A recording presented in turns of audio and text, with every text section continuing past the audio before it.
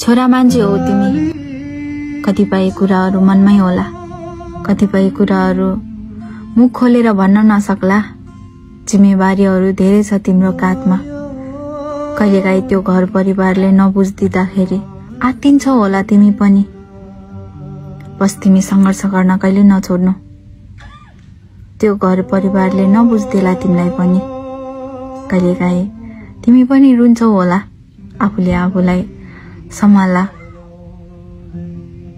तिम्रो सपना एकातिर र तिमी एकातिर। तिम्रो पनि त रहर होला, कतिपय तिम्रो पनि सपना होला, तिमीलाई पनि इच्छा होला।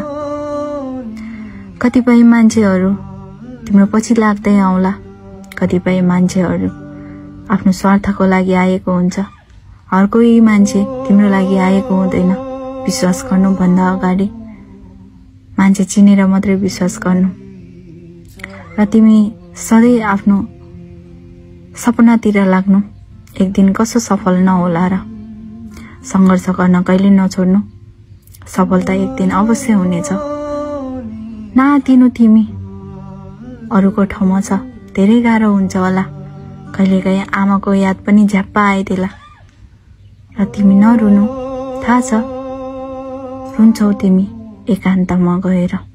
तिम्रो मनको पीडाहरू हर कोहीलाई भन्न सक्दैन, त्यो बुझ्छु। तिमी पनि रुन्छ, थाहा छ। भिडभाडमा तिमी रुन सक्दैनौ, कतै एकान्त खोज्छौ तिमी पनि, थाहा छ, बुझ्छु।